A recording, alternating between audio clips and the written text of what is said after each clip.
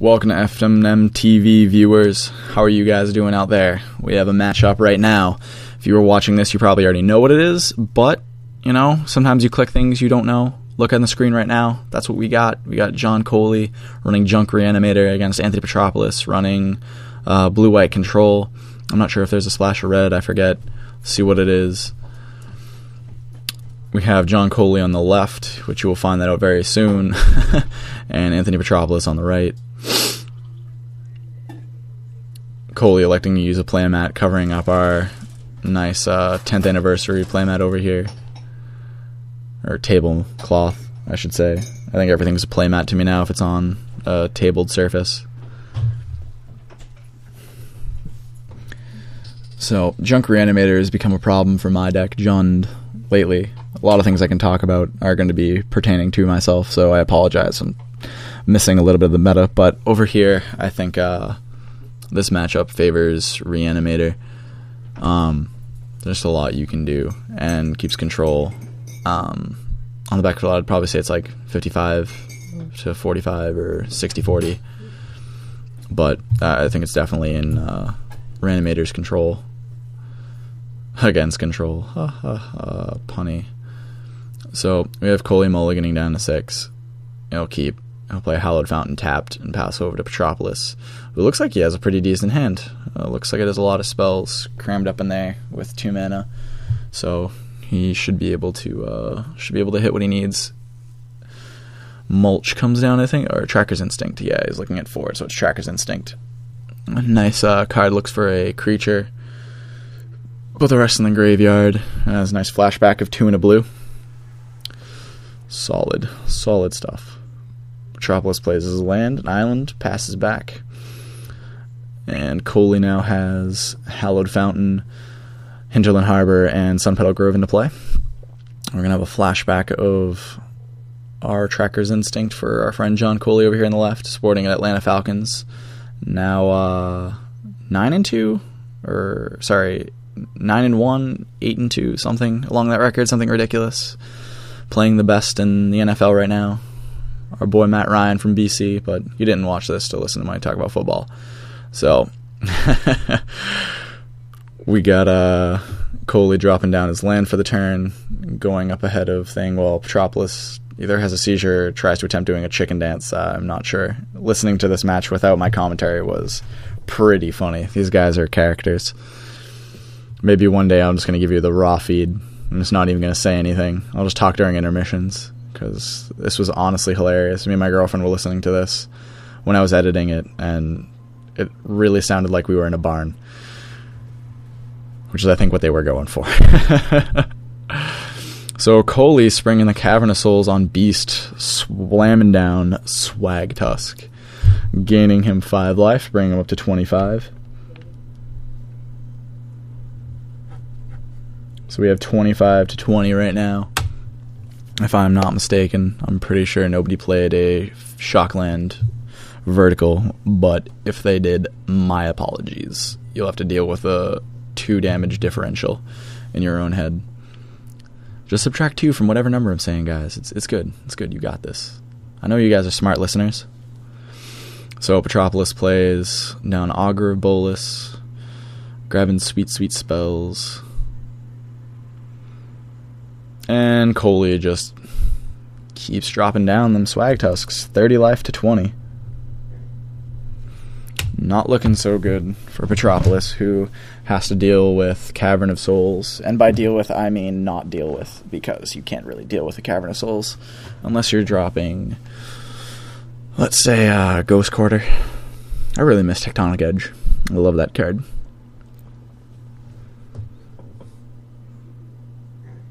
Keeping even on land count as same differential, as opposed to going down a land, because I do get to fetch out that basic, which a lot of people forget. I've played on Cockatrice a bunch.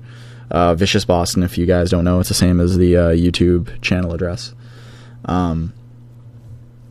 Yeah, it's easy to forget that. So, block comes unsummon, which Petropoulus, I don't think remembers that he has a Cavern of Souls to just keep dropping it down. So Kholi goes up to 35.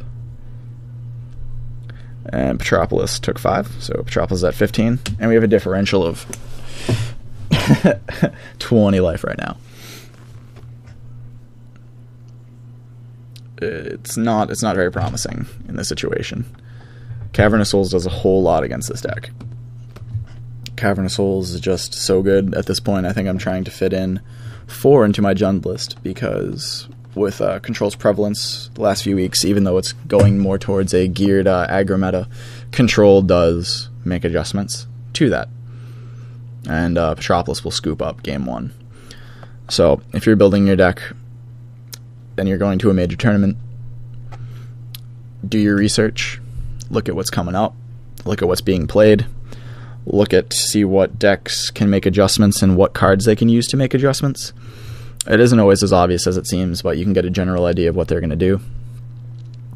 Outside of that, we have John Kholi up 1-0, and we will start to begin on game 2.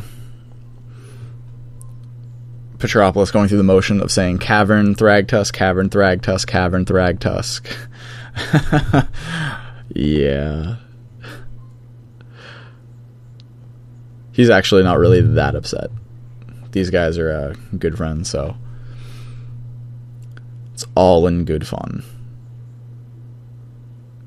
So we have a land-heavy hand for Petropoulus on the left, and we have a mouthful of dots for Kholi on the left.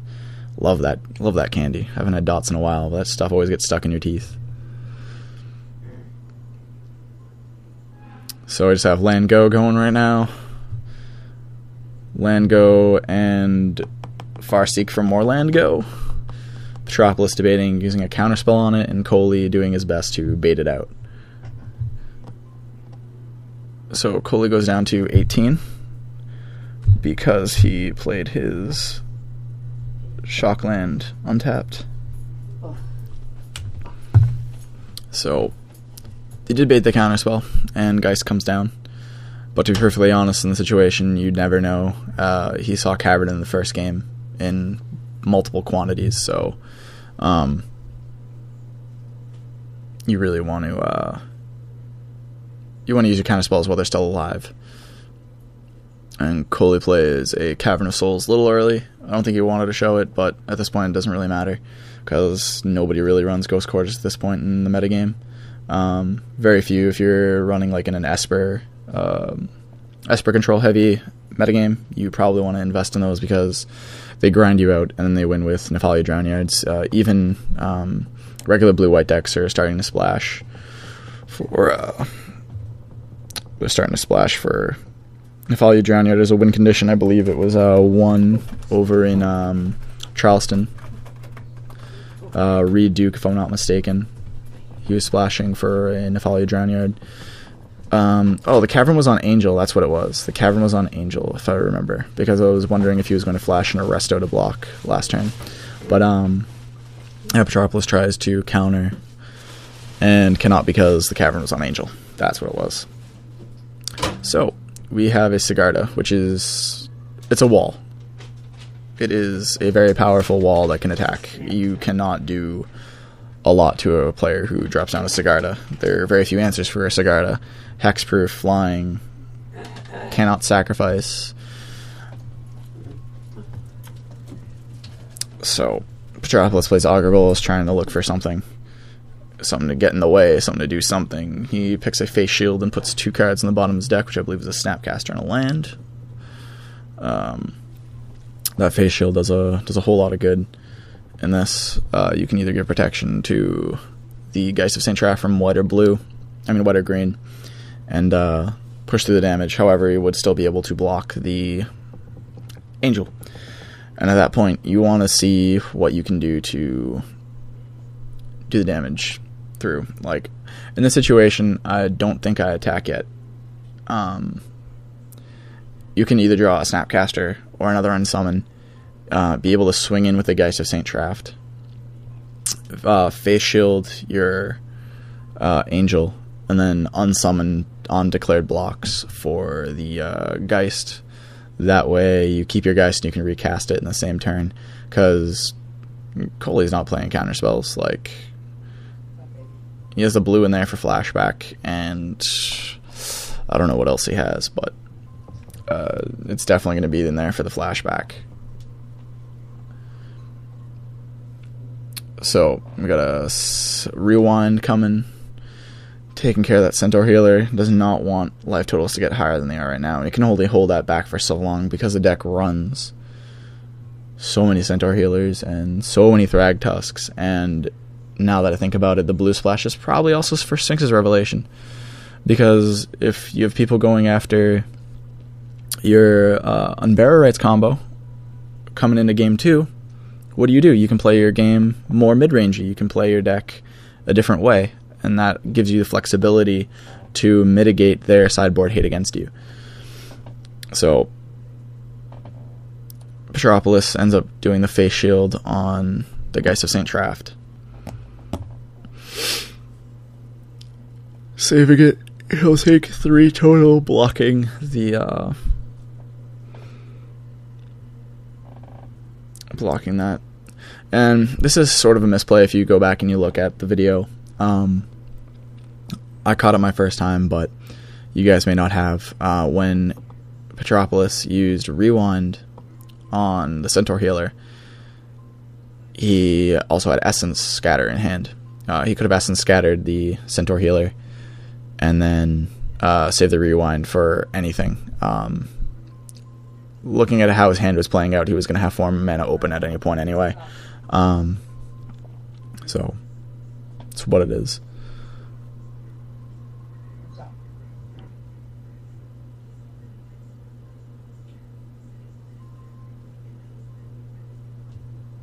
But I mean, I don't know how much of my stuff is hindsight, because obviously I do have the value of looking at these videos, watching them one way through while I'm editing, and then keeping certain details in my head for when I'm actually doing this. I actually don't get to watch these while I'm doing it. I'm actually playing in the tournament. If you guys had watched the first video, that would seem rather obvious, but some people don't get that. I have this set up on a tripod, watching down. So Petropoulus, no attacks, passes. And this is a situation where Kholi has 4 cards in hand, at least 5. So Phew. Thank you. Excuse me, guys. Sneezed. Angel Serenity comes down and really looking to just put this game away.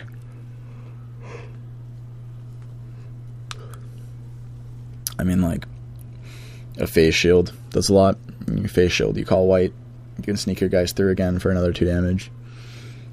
But at this point, Kholi's at a healthy enough life total where that doesn't really matter.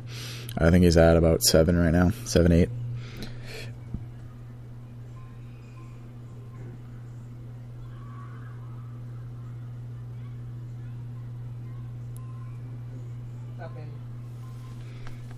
Unsummon on the Angel of Serenity, getting back his Augur of Bolas. 2 for an Augur. There's an Unsummon. It's either Unsummon or Essence Scatter. Essence Scatter does not do anything in the situation, as cards that are going to beat you are going to be Cavern of Souls, which is on Angel, which is not going to help you. So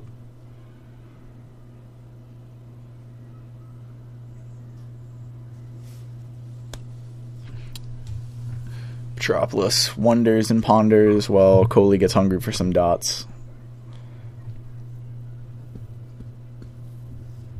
As we look on. Yep, he says he's going to take the Essence Scatter. Misplay.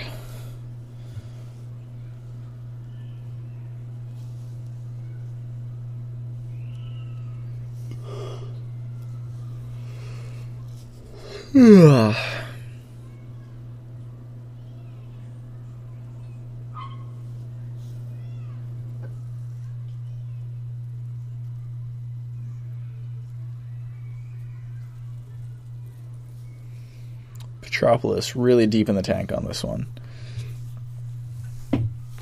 Really, the only shot he has of winning this game is keeping that Geist of St. Traft around, because his hand is offering him no solutions.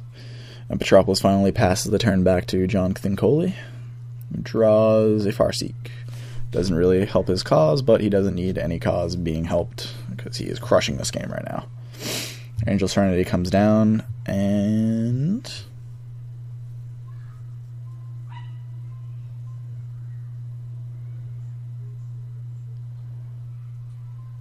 he chains Restoration Angel to it.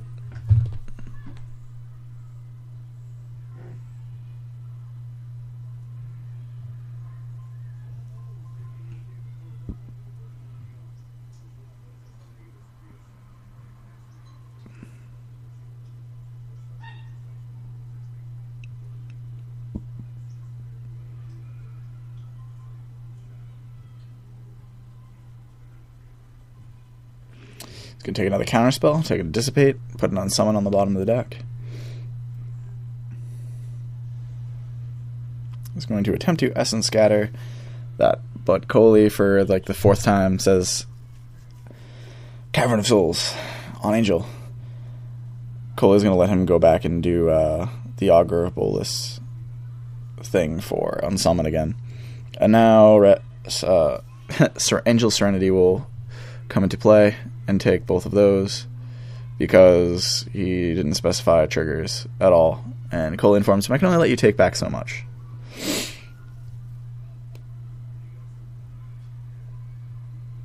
Rather shitty, but you really can't, in that situation, really blame Kholi at all. Like, it's on camera. Petropoulus is my boy, but he's been misplaying a bunch. But again, hindsight. These videos, you watch them, for us specifically, like, you can see players, like, you guys can still take that away at home. Take, like, things that you see that you're doing with your play, and as you wonder, like, what you're doing, like, it's good, not always instructional, but it's very good for sometimes what not to do in some situations. So, I like to say this is educational programming.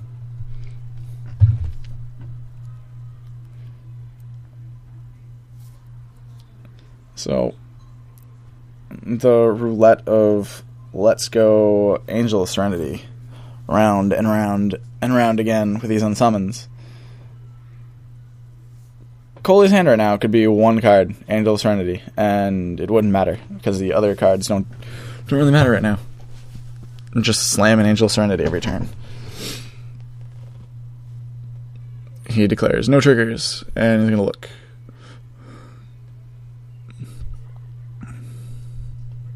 So, Petropoulus learned his lesson. He waited for declaration of no triggers, or wait for the triggers to flash an angel. It's not every time you get to replay the exact same play again. But in this matchup, yeah. Petropoulus sitting on 11 lands, Kholi on 8. With an Unburial Rites in the graveyard as some insurance to your current board position. Like, how nutty is that? Like, you can get rid of a Sigarda, like, which is already really hard to get rid of, only to have it, like, brought back with Unburial Rites. Or Angel of Serenity. Like, this card is just nutty. Just nutty. I'm going to come into play, and I'm going to take 3 things, possibly from the graveyard, most likely on board, get back advantage on board or in hand, and just train wreck the rest of the way. Like, 1 Angel of Serenity is enough for a handshake in some situations, but Kholi's dropped like 6 this game, so I think that's actually factual at 6. I think he has dropped a single Angel of Serenity 5 times and then just played that new one. Oh, and the fact that Angel Serenity can get back angels. Like, oh, I'm just going to get my Angel Serenity that you dealt with. Like, oh, loop-de-loop of Angel Serenities. Which is why I am now main decking Slaughter Games to take care of Angel Serenities, as they are such a huge problem. Oh, by the way, guys, there's a third Angel of Serenity. Oh man, Angel Serenity under Angel Serenity. That seems good. So if Angel Serenity dies, he gets back his Angel Serenity, and that's game. Well, that one was at least entertaining to watch. Fun to see someone struggle, sort of, sometimes. I feel bad for Petropoulus, but hey, that's how the game goes sometimes. Jonathan Kholi takes this one 2-0. And thank you for watching. As always, I've mentioned in the other videos, but this is all brought to you by Harrison's Comics and Collectibles. These guys do great stuff down there.